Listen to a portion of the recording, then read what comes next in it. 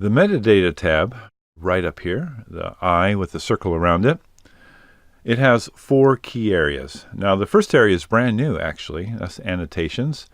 And I'm going to dedicate an entire movie to that. I'm looking forward to showing you annotations, a new feature in Capture One Pro 11. Below that, we have keywords, keyword library, and then, of course, metadata itself. Now, in the metadata panel, we have both XF and IPTC metadata. So in the top part of the panel, we have just the basic stuff, dimensions, what type of file, all that. A little vendor-specific information. We get into XF, the camera itself. XF in terms of exposure. So here you see your ISO and your aperture and things like that. If there is any GPS information, and I have one with GPS here actually.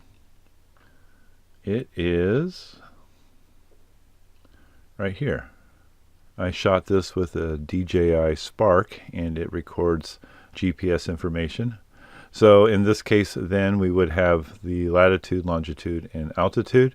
And the nice thing about this is if you want to see it on a map, just click right here and it launches Google Maps and you get to see exactly where that happened. And I like that a lot. I think that's pretty nifty. We'll go back to our previous shot so we can see some more metadata.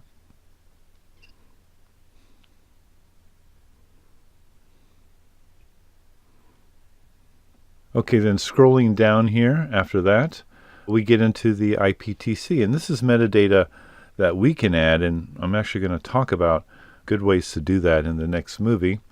But I think it's very important that you have your contact information with your images. Now we can set up templates and add that on import, and that's the method that I recommend and will show you. And so here I have my name, about where I live, my website. This is added by Olympus Cameras. And then we get down here, please contact me for usage information, my copyright notice, and all rights reserved. So all of these fields are editable. And we can either create templates for them, or we can enter information on onesie basis. In other words, if I wanted to, I could just add just like this for this particular image, and it would stay. So we come back to this picture, and that metadata would still be in there, that IPTC metadata. So that's a look at this panel, and I think metadata is important in 2 particular areas. The XF data helps us understand our photos. And for example, if we're looking at this shot and we're going, wow, I shot this in really low light. How did I pull that off? And you go, oh, well, I raised the ISO to 800 and I had an aperture of f1.2. That's how I pulled it off. So it's helpful in that area, but it's also helpful in allowing us to add our own contact information to photographs so that when our images go out in the wild, usually via the web, if someone wants to contact us regarding that image, they have a way to get a hold of us. So we're going to talk more about these areas in upcoming movies.